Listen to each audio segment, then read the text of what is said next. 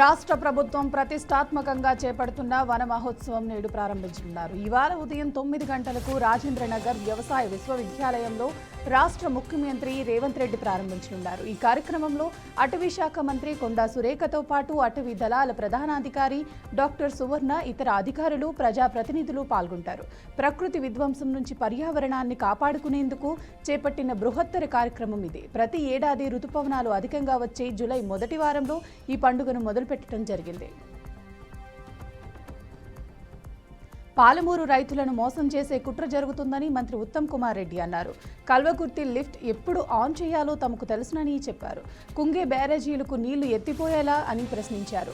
కాంగ్రెస్ పాలనలో రైతులు బాగుంటే ఓర్వలేకపోతున్నారా అని నిలదీశారు.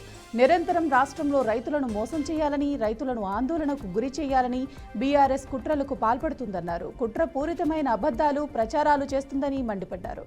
అబద్ధాలను గోబెల్స్ కు మించి ప్రచారం చేయటం మాజీ మంత్రి హరీష్ రావుకు అలవాటైపోయిందని ఎద్దేవా చేశారు.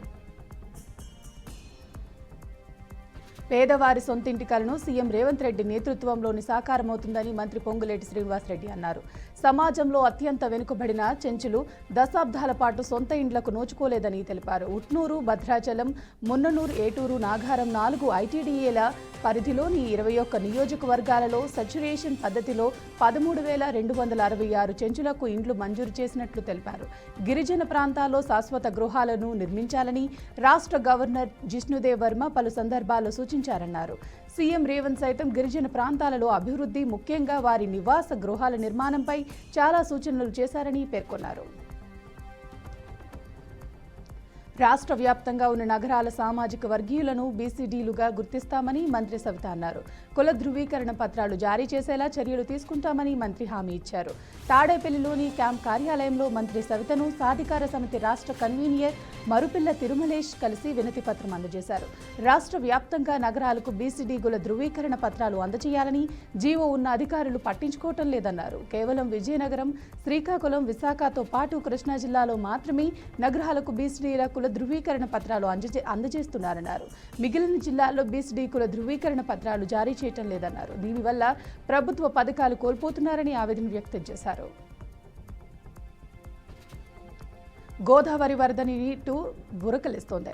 ఎగువ ప్రాంతాల్లో కురిసిన భారీ వర్షాలకు ఉపనదులు ఉప్పొంగడంతో గోదావరిలో వరద నీటి మట్టం అనూహ్యంగా పెరుగుతోంది. వరద తీవ్రత దృష్ట్యా ఏలూరు జిల్లా కుక్కునూరు, వేలేరుపాడు, పోలవరం మండలాల్లో అధికారులు అప్రమత్తమయ్యారు. వరద ఉధృతంగా ఉండటంతో పట్టుసీమ శివక్షేత్రం ఇసుక తెనెలు పూర్తిగా మునిగిపోయాయి. పట్టుసీమ ఫెర్రీ రేవులో మెట్లపైకి వరద నీరు ప్రవహిస్తోంది. జేఎన్టీయూ అధికారుల వైఫల్యం విద్యార్థులను, వారి తల్లిదండ్రులను ఇబ్బందులు పెడుతుంది. మొన్న సర్టిఫికేట్ల వెరిఫికేషన్లో ఇబ్బందులు రాగా తాజాగా వెబ్ ఆప్షన్ల నమోదులోనూ అదే పరిస్థితి ఎదురైంది. దీంతో నిన్న ఉదయం నుంచి సాయంత్రం వరకు నమోదుకు విద్యార్థులు చాలా సమస్యలు ఎదుర్కొన్నారు. రాష్ట్ర వ్యాప్తంగా ఈపీసెట్ వెబ్ ఆప్షన్ల నమోదు ప్రక్రియకు మళ్లీ బ్రేక్ పడింది. షెడ్యూల్ ప్రకారం ఆదివారం ఉదయం 10 గంటలకు ఈ ప్రక్రియ ప్రారంభం కావాల్సి ఉండగా సాయంత్రం 4 గంటలకు మార్చారు. అయితే అప్పుడు కూడా వెబ్ ఆప్షన్లకు అవకాశం ఇవ్వకుండా మరోసారి నమోదు ప్రక్రియను మారుస్తున్నట్లు అధికారులు ప్రకటించారు. పల్నాడు జిల్లా నర్సారావుపేటలో ఓ వింత ఘటన చోటు చేసుకుంది. ప్రాణాపాయ స్థితిలో ఉన్న ఓ మహిళకు వైద్యులు అరుదైన శస్త్రచికిత్స చేసి ఆమె ప్రాణాలు కాపాడారు. స్థానికంగా భర్తతో పాటు నివసించే 28 ఏళ్ల మహిళ వాంతులతో ఇబ్బంది పడుతూ ఆసుపత్రికి వెళ్లింది. పరీక్షలు నిర్వహించిన వైద్యులు ఆమె కడుపులో పెన్నులు ఉన్నట్లు గుర్తించారు. వెంటనే ఆమెకు లాప్రోస్కోపీ విధానంతో శస్త్రచికిత్స చేసి ఆమె పొట్టులో ఉన్న 4 పెన్నుల్ని విజయవంతంగా బయటకు తీశారు. భార్యాభర్తల మధ్య వాగ్వాదం జరగటంతో క్షణికావేశంలో ఆమె పెన్నులు మింగినట్లు తెలిసిందని వైద్యులు తెలిపారు. తిరుమల శ్రీవారి భక్తులకు టీటీడీ మరో గుడ్ న్యూస్ తెలిపింది. నాణ్యతతో పాటు రుచికరమైన అన్నప్రసాదం అందించడమే తమ లక్ష్యమని టీటీడీ చైర్మన్ బీఆర్ నాయుడు పేర్కొన్నారు. ఇకపై అన్నప్రసాద కేంద్రాల్లో మధ్యాహ్న భోజన సమయంలోనూ కాకుండా రాత్రి భోజన సమయంలో కూడా వడలను వడ్డించనున్నట్లు పేర్కొంది. తరికొండ వెంగమాంబ అన్నప్రసాద కేంద్రంలో బీఆర్ నాయుడు వడల పంపిణీని ప్రారంభించి స్వయంగా భక్తులకు వడ్డించారు. ప్రతిరోజు సుమారు 70,000 వడలను తయారు చేయనున్నట్లు తెలిపారు. తెలంగాణలో 2025-26 మధ్య సంవత్సరానికి ఇంజనీరింగ్ వెబ్ కౌన్సిలింగ్ కొనసాగుతుంది. మొత్తం 171 ఇంజనీరింగ్ కళాశాలలకు అనుమతి లభించాయి. అయితే కన్వీనియర్ కోటాలో 76,795 సీట్లు అందుబాటులో ఉన్నాయి. ఇందులో 21 ప్రభుత్వ విశ్వవిద్యాలయాలు, వాటి అనుబంధ కళాశాలల్లో 5,808 సీట్లు, 2 ప్రైవేట్ విశ్వవిద్యాలయాల్లో 1,800 సీట్లు ఉన్నాయి. 148 ప్రైవేట్ ఇంజనీరింగ్ కళాశాలలో 69,727 సీట్లు ఉన్నాయి. గత సంవత్సరంలో పోల్చిస్తే 2024-25లో 80,091 సీట్లు అందుబాటులో ఉండగా ఈ ఏడాది సీట్ల సంఖ్య తగ్గింది. ముఖ్యంగా ప్రైవేట్ కళాశాలల్లో సీట్ల సంఖ్య గణనీయంగా తగ్గినట్లు తెలుస్తోంది. నవాబుపేట మండలంలో హృదయ విదారక ఘటన చోటు చేసుకుంది. ఓ మైనర్ బాలిక ప్రేమ పేరుతో ఇంటి నుండి ఎటో వెళ్లిపోయి అందరినీ కలవరపరిచింది. ముక్కు పచ్చలారని మైనర్ బాలిక ఒక వ్యక్తి ప్రేమలో పడి ఆ వ్యక్తి మాయమాటలు నమ్మింది. ఇంట్లో ఎవరూ లేని సమయంలో ఇల్లు విడిచి ఎవరికీ చెప్పకుండా ఇంటి నుండి వెళ్లిపోయింది. సాయంత్రం వరకు ఇంటికి తిరిగి రాకపోవడంతో తల్లిదండ్రులు ఆమెను గాలించగా ఆమె గదిలోని పుస్తకాల మధ్య ఓ లేఖ కనిపించింది. అందులో తాను ఓ ఉద్యోగిని ప్రేమిస్తున్నానని, అతనిని వివాహం చేసుకోవాలని నిర్ణయించుకున్నానని, కొనసాగించుకో దని, నా చదువుని ఆపేసుకోవాలనుకుంటున్నారని, ఫార్మసీ కోర్స్ చేయాలనుకుంటున్నానని రాసి ఉంది. మత సామరస్యానికి ప్రతీకగా మొహరం పండుగ చెన్గోముల్ గ్రామంలో అంగరంగ వైభవంగా జరుపుకున్నారు. పెద్ద ఎత్తున భక్తులు పాల్గొన్నారు. కులమత భేదాలు లేకుండా అందరూ కలిసి జరుపుకునే పండుగ మొహరం పండుగ. చుట్టుపక్కల గ్రామాల నుండి పెద్ద ఎత్తున ఊరేగింపులో భక్తులు ఆడ మొగ చిన్న పెద్ద తేడా లేకుండా భారీ ఎత్తున అందరూ పాల్గొన్నారు. కర్నూలు జిల్లా సుంకేసుల బ్యారేజీకి జలకళ సంతరించుకుంది. ఎగువన కురుస్తున్న భారీ వర్షాలకు తుంగభద్ర డ్యాంకు వరద పోటెత్తింది. దీంతో దిగువన ఉన్న సుంకేసుల బ్యారేజీకి భారీగా వరద నీరు వచ్చి చేరుకుంది. ఇన్ఫ్లో 4,296 క్యూసెక్కులు ఉండగా అవుట్ఫ్లో 50,604 క్యూసెక్కులు ప్రవహిస్తోంది. అధికారులు సుంకేసుల బ్యారేజీ 12 గేట్లు ఎత్తి నీటిని దిగువకు విడుదల చేశారు. బ్యారేజీ పూర్తి సామర్థ్యం 1.20 టీఎంసీలు కాగా ప్రస్తుతం నీటి నిల్వ 1.15 టీఎంసీలకు చేరుకుంది. కర్నూలు జిల్లాలోని జిల్లా కలెక్టర్ రంజిత్ పాషా విద్యార్థుల తల్లిదండ్రులతో 2.4 కార్యక్రమం నిర్వహించినట్లు తెలిపారు. ఈ కార్యక్రమంలో ప్రధానంగా పూర్వ విద్యార్థుల భవిష్యత్తు, విద్యార్థుల చదువు పట్ల ఎలా మెలగాలి అన్న అంశంపై అవగాహన కల్పించనున్నారు.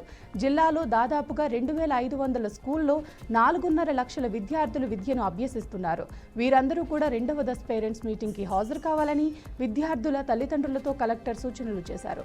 జూలై 10వ తేదీ కేంద్ర ప్రభుత్వం ప్రవేశపెడుతున్న ప్రతి విద్యార్థి తల్లికి ఒక మొక్క అందించి పాఠశాల ఆవరణంలో విద్యార్థులచే మొక్కలు నాటే కార్యక్రమానికి శ్రీకారం చుట్టినట్లు కలెక్టర్ తెలిపారు.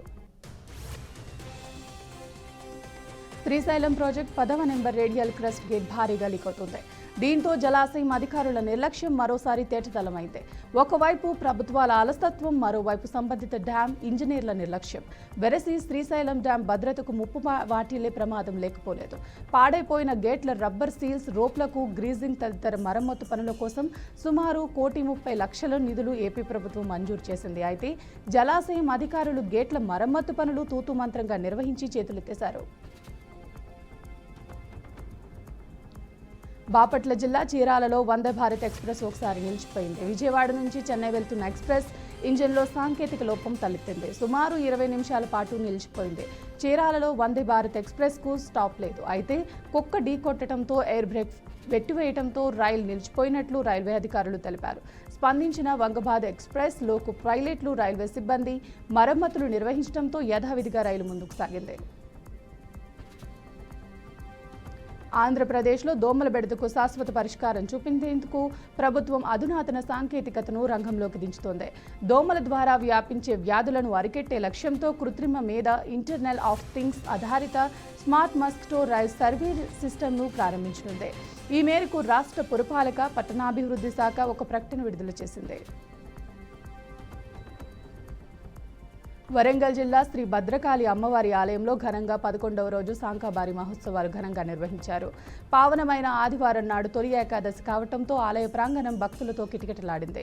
ఉదయం ఘనాక్రమం, సాయంత్రం నీల పతాక అలంకారంలో అమ్మవారు భక్తులకు దర్శనమిచ్చారు. శాంకాబారి మహోత్సవాల్లో భాగంగా ఆలయ ప్రతిష్ఠిత పూజారులు ఆధ్వర్యంలో ప్రత్యేక పూజలు, హోమాలు చేశారు.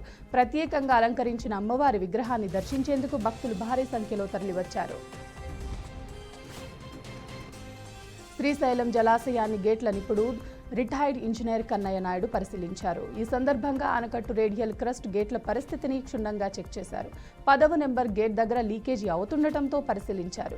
ఈ గేట్ నుంచి లీకేజ్ సుమారు 10% కంటే తక్కువ ఉంది. దీనివల్ల సమస్య ఏం లేదన్నారు. అయితే శ్రీశైలం జలాశయం రేడియల్ క్రస్ట్ గేట్లకు క్రమం తప్పకుండా పెయింటింగ్ వేస్తుండాలని కన్నయ్య నాయుడు సూచించారు. అలాగే కుదిరితే రానున్న 5 ఏళ్లలో ప్రాజెక్టులోని రేడియల్ క్రస్ట్ గేట్లకు కొత్తవి మార్చుకోవాలని వెల్లడించారు. భువనగిరి జిల్లా చాటుప్పల్ మున్సిపాలిటీ పరిధిలో మిషన్ భగీరథ పైప్లైన్ బికట్టుకు గురైంది. ఓ పైప్లైన్ కంపెనీ గ్యాస్ పైప్లైన్ కోసం డ్రిల్లింగ్ చేస్తుందని, దాంతో భగీరథ నీటి పైప్లైన్ పగిలిపోయిందని స్థానికులు ఆవేదన వ్యక్తం చేస్తున్నారు. పైప్లైన్ పగిలిపోవడంతో టన్నుల కొద్దీ తాగునీరు వృధాగా పోతుండగా సంబంధిత మున్సిపల్ వాటర్ వర్క్స్ అధికారులెవరూ స్పందించకపోవడం లేదని విమర్శించారు. మేడ్చల్ జిల్లా కొర్రెమ్మల వద్ద కల్లుగీత కార్మికుల జీవితాలను తీవ్రంగా ప్రభావితం చేసిన ఘటన చోటు చేసుకుంది. సుమారు 100 తాటి చెట్ల ద్వారా కల్లుగీస్తూ జీవనం సాగిస్తున్నారు. అయితే ఇటీవల ఓ ప్రైవేట్ రియల్ ఎస్టేట్ సంస్థ అనుమతులు లేకుండానే చెట్లను కూల్చివేయడంతో గౌడ్ కుటుంబాలు జీవనాధారాన్ని కోల్పోయాయి. ఈ విషయంపై మాజీ మంత్రి శ్రీనివాస్ గౌడ్ స్పందించారు. తక్షణమే బాధ్యులపై చర్యలు తీసుకోవాలని, లేకపోతే గౌడ్ కులస్తుల మద్దతుతో పెద్ద స్థాయిలో ఉద్యమం చేస్తామని హెచ్చరించారు. ఫాల్కన్ ఇన్వాయిస్ డిస్కౌంటింగ్ యాప్ స్కామ్లో తెలంగాణ సిఐడి అధికారులు కీలక పురోగతి సాధించారు. 4,215 కోట్ల రూపాయలు రాష్ట్ర వ్యాప్తంగా సంచలనం సృష్టించింది. ఈ కేసులో ప్రధాన నిందితుల్లో ఒకరైన Falcon group chief operating officer Aryan సింగ్ను అరెస్ట్ చేశారు. పంజాబ్లోని బంటిడియాలో జూలై 4న అతడికి అదుపులోకి తీసుకున్న ప్రత్యేక బృందం ట్రాన్సిట్ రిమాండ్పై ఆదివారం హైదరాబాద్కు తరలించింది. అనంతరం నిందితుడిని న్యాయమూర్తి ఎదుట హాజరుపరిచి జ్యుడిషియల్ రిమాండ్కు పంపినట్లు సిఐడి అదనపు డీజీ చారు సిన్హా వెల్లడించారు. 2 తెలుగు రాష్ట్రాల్లో 4 రోజుల పాటు పలు ప్రాంతాల్లో భారీ వర్షాలు పడతాయని వాతావరణ శాఖ హెచ్చరించింది. ముఖ్యంగా ఉత్తర తెలంగాణ వ్యాప్తంగా జూలై 6 నుంచి 9 తేదీల్లో తాజాగా ఏర్పడిన అల్పపీడనం కారణంగా ఉత్తర తెలంగాణలోని పలు జిల్లాల్లో భారీ నుంచి అతి భారీ వర్షాలు కురిసే అవకాశం ఉంది.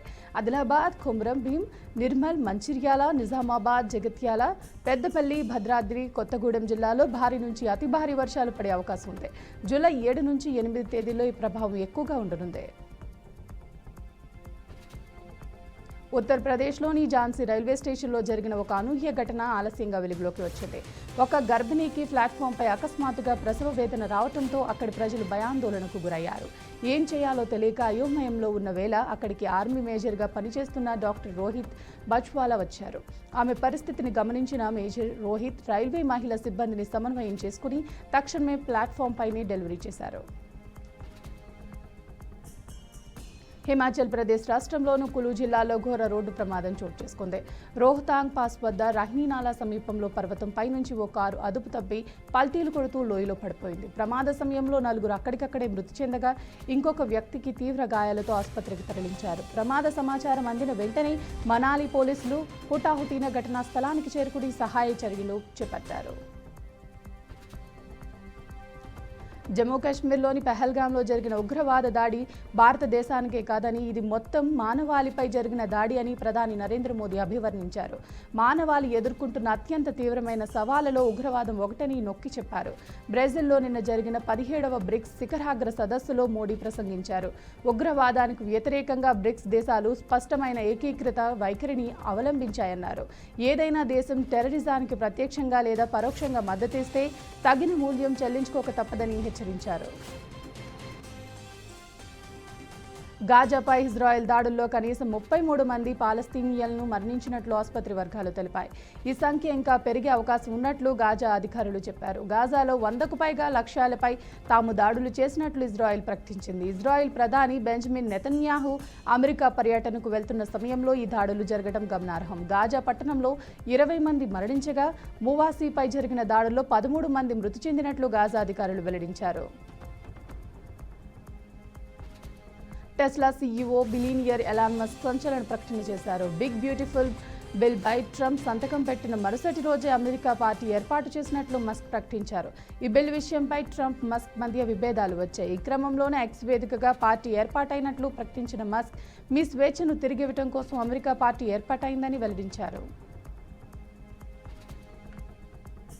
పాకిస్తాన్ ఆర్థిక రాజధాని కరాచీలో 5 అంతస్తుల బిల్డింగ్ కుప్పకూలింది. ఈ ఘటనలో చనిపోయిన వారి సంఖ్య 27కు చేరిందని అధికారులు ప్రకటించారు. మృతుల్లో 17 మంది మహిళలు ఉన్నారని తెలిపారు. శిథిలాల తొలగింపు తుది దశకు చేరుకుందని వివరించారు. ప్రాణాలతో బయటపడ్డ వారి కోసం గాలింపు చర్యలు కొనసాగుతున్నాయి. సర్ ఆకాశ్దీప్ నిప్పులు చెరిగే బంతులతో చెలరేగటంతో ఇంగ్లాండ్తో జరిగిన రెండో టెస్టులో భారత్ చారిత్రక విజయాన్ని నమోదు చేసింది. బర్మింగ్హామ్లోని బాస్టన్ మైదానంలో ఏకంగా 336 పరుగులు భారీ తేడాతో ఇంగ్లాండ్ను చిత్తు చేసి 58 ఏళ్ల నిరీక్షణకు ఘనంగా తెరదించింది. ఈ మైదానంలో టెస్ట్ గెలవలేదన్న టీమిండియా చెర్పేస్తుంది. బాస్టన్ మైదానంలో టెస్ట్ క్రికెట్ చరిత్రలో భారత్కు ఇదే మొట్టమొదటి విజయం కావడం విశేషం.